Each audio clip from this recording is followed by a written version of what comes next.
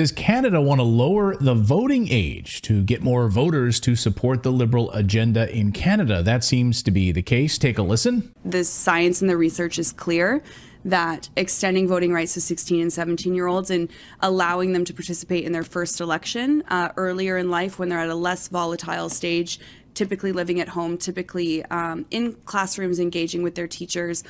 So 16-year-olds voting in parliamentary elections, voting for the next prime minister? Is something up here? I smell a rat. Let's ask David Krayden. He's an independent journalist who writes at the Post Millennial. He is in Ottawa, Canada. When I saw this story, David, I immediately smelled something dirty here. Part of a broader agenda. You've failed with the current voting populace. So now let's go younger. Let's go down to 16-year-olds. Is that what you see here? What's going on? Couple of things, because this is once again the Liberals trying to use the back door to introduce legislation that's controversial, to say the least. This is an NDP private members bill, but because the NDP are propping up the Liberal government, they are a de facto coalition partner. This is essentially going to be a government bill, I would argue, just like that crazy government bill that you and Natalie focused on a couple of weeks ago from another NDP member of parliament that wants to ban all oil and gas promotion. This one wants to lower the voting age to 16. Now, I ask you, what kind of skin in the game do you have at 16 to start voting at 16? I think that's a little outrageous. And at the beginning of when you look at this, you think, yes, this is going to benefit Justin Trudeau. Is it going to benefit Justin Trudeau? Perhaps. But did you know he has the lowest voting scores, the lowest popularity among Gen Z? Now, so that doesn't bode well. If he's not attracting the 18 to 22-year-old crowd, and he's not, these people are dead set against Justin Trudeau, what makes him think he's going to find some sort of plethora of voting support amongst 16 to 17-year-olds? I think this is wishful thinking on Justin Trudeau's part. But once again, it shows all these signs of a desperate politician who's looking everywhere to harvest votes. So are we going to lower the voting age so he can attempt to find more voters there? Well, it seems to me that you're increasing just the overall pool of potentials, right? And if you've got the son or daughter of someone who happens to be a Trudeau supporter, then you're adding potentially here to, in any way that you possibly can to throw additional votes into this. And you're right. I mean, these individuals don't have skin in the game. They're probably currently living at home. They're going to high school. They do not. They're not even allowed to work full time. They're not allowed to drive a car under the law. I believe in certain areas you're not allowed to drive a car. You're certainly not allowed to drink alcohol. So, but you can vote in who leads your country. Like we don't trust you enough to do all of these other things. But we certainly vote. We certainly allow you to vote in for the next prime minister in the parliamentary elections. It makes a lot of sense. Well, something sinister going on here because 16-year-olds can also get sex change operations in most provinces thanks to Justin Trudeau's pressure on those provinces and pressure on healthcare. So sex changes and voting at 16 seems to be what Canada is becoming about.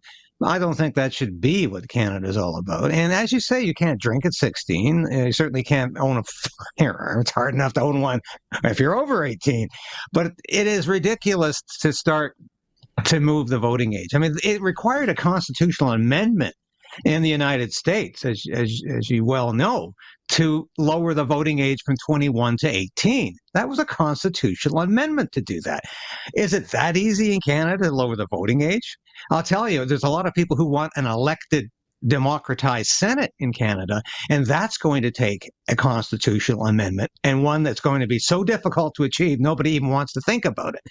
But lowering the voting age, is that just going to be done in the sweep of a legislative process of a private member's bill? That's shocking to me, that's even going to be contemplated. Well, and she mentioned here at the beginning, which we played for you, that she says the science is in, the research is in.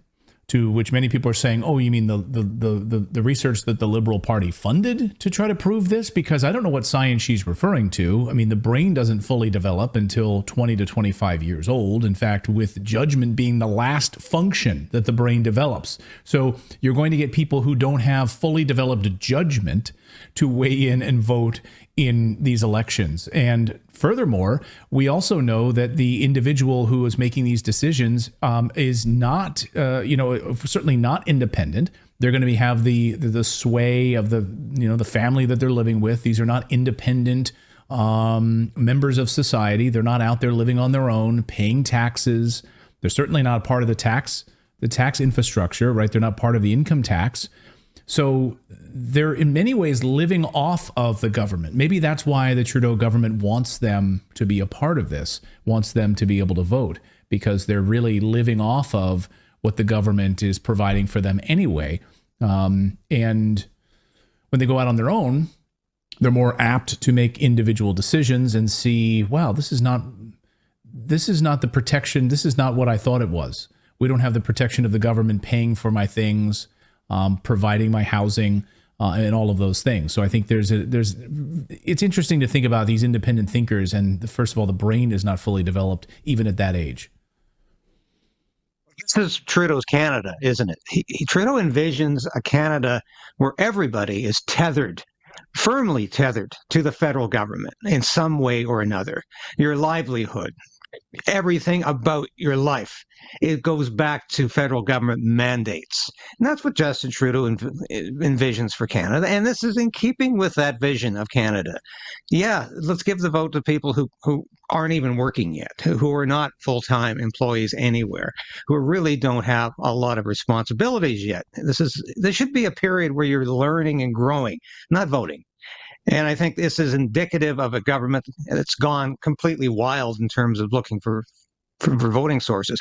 But I noted when I was reading about this morning, and it's noteworthy that this story is not gathering a lot of press or television or coverage anywhere in the mainstream media. Once again, they don't want it to gather much information. They don't want people discussing it. But when I see Charlie Angus, and this is the lunatic MP behind the other private members' bill to ban any kind of advertising or promotion, including a bumper sticker promoting the oil and gas industry in Canada. When I see Charlie Angus out there saying, this is a great bill, let's support it, I'm saying, hold on, let's have some caution. Because when Charlie Angus is behind anything, that's bad news. Yeah, you're absolutely right about that. And I've seen a lot of criticism of this. There's a couple of different points that I wanted to bring up. They're really indoctrinating our young children at a very, very young age, and Trudeau has been very, very public about that. And also, more kids are born in cities, right? More kids are born in cities, and then rural areas, and of course, leans more liberal. Certainly. And so you have more children might vote liberal, might vote for Trudeau. And they are more liberally minded when you're younger. I mean, that's just the way it goes. A lot of kids are, they buy into the sort of climate alarmism. They buy into that propaganda. And then once they get out on their own and they realize, wait a second, the government is screwing me. The government is really screwing me over. They tend to shift more conservatively. That's usually what happens. So get them while they're young. We'll pay for your we'll pay for your sex change operations. Vote for Trudeau. And that's exactly what Trudeau has done to the schools, from elementary school onward throughout junior high and high school. Children are being indoctrinated in gender ideology, and especially in the LGBTQ ideology. I mean, it's Pride season all year round at schools. The Pride flag, not just in June, it's flying throughout the year. And the sex education is stuff that is simply pornographic. And this is the stuff that's being shoved down children's faces. I think, the result might be, though, they throw up. And they say, I've had enough of indoctrination. I've had enough of Justin Trudeau, and I'm not putting up with the propaganda anymore. I hope and I pray that's the response we get from these kids when they get out of this indoctrination. And a lot of them are going through it and saying, I've had enough of it. I hope that's the response. But what Trudeau wants is an entire generation indoctrinated in capital L liberal values, which today are woke, capital W, woke values. It's not small L liberalism anymore coming from Justin Trudeau. It is dangerous far left ideology, and that's what our children are exposed to on a daily basis in school. So yes, it's a danger, it's a hazard, it's potentially horrible in terms of the voting process, but I do think even these kids have had enough. Well, and I think, you're right about the schools, and that's where I think they would be told how they're going to vote as well, right from the teachers, right from the teachers who are pushing an agenda on these children, telling them now you have the power to vote. And imagine going to social studies class where they're pushing an agenda on them on a daily basis, not allowing them to think freely and think critically about these issues, but being told by these teachers who are also pushing this woke agenda on these children, here's how you should vote. And now that you have the opportunity to vote at 16 years old, we're going to take a school bus trip to the voting booths today. And I hope you vote the right way, which is vote for Justin Trudeau. I can see it happening right before our eyes, David. We're wise to it. We're hip to it. We understand what's going on. David Krayden, who writes at the Post Millennial, has got a great YouTube channel as well. Krayden's Right. Always great to have David's perspective from Canada. Thank you so much, David. Great to see you. Thank you again, Clayton. Thank you for watching this episode of Stand on Guard and being a part of the KRAYDEN'S Right channel. If you've watched this episode to this point, you've watched it all. And that's really important for a small station like this. We always say subscribe, hit the bell, be a part of the KRAYDEN resistance. Resolve to resist. That's what we're doing.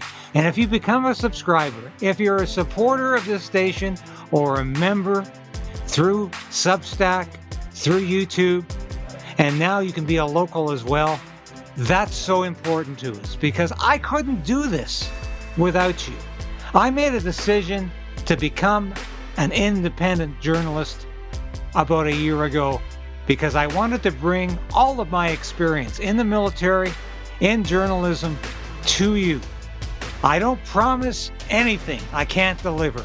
I don't offer clickbait. I offer truth. The truth is out there, and it's my job to bring that truth to light. And